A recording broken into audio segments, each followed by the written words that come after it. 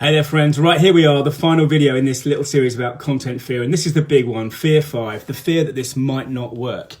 And I think this is so relevant because one thing about creating good content is it does take time. I mean, particularly, in my case, I've obviously gone off the deep end. I've committed to doing something every day, whether it's a video or a podcast or a blog post or something. And I'm, 10 weeks in, and it's taken a lot of time. And there's a big and very reasonable fear and a big opportunity cost.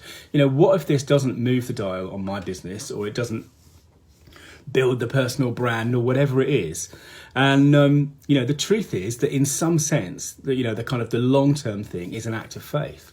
And, what I've done to deal with that, I think, is to sort of let go of the final result in a kind of Taoist way, really, because I can't know it. I can't know it, and actually, if you want to get to this far destination, you do have to go step by step by step. And I think after 10 weeks or something, and 85 videos and 60 odd podcasts and what have you, I am definitely starting to see some traction. Would I like it to be faster? Of course, but it is building, and I think that's the message really. We build step by step by step, and if you're doing good content and putting it out, your audience will build slowly, your credibility will build slowly, and we've talked about some of that in the other videos.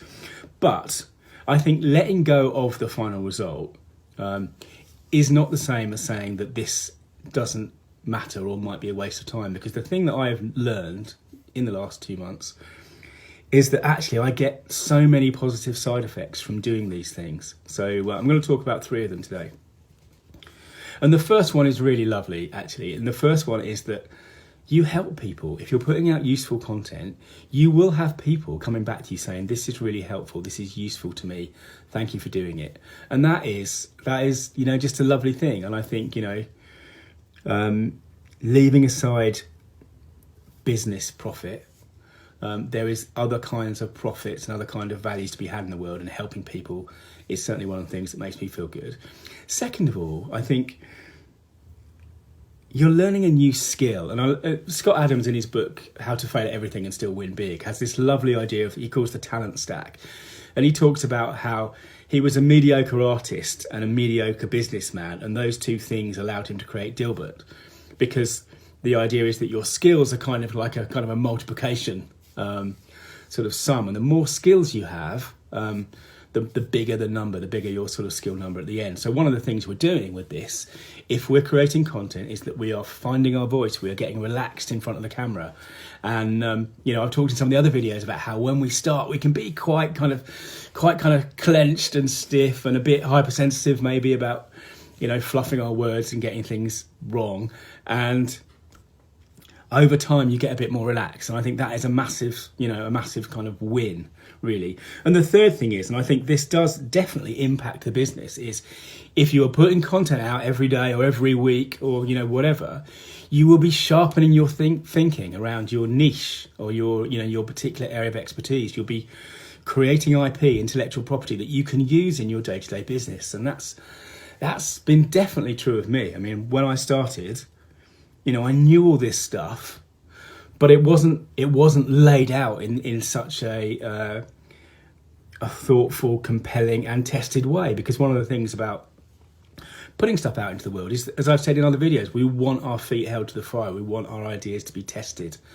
And, that those 3 things I think it will be worth doing this work for those 3 things, because they do impact the helping people makes me feel good.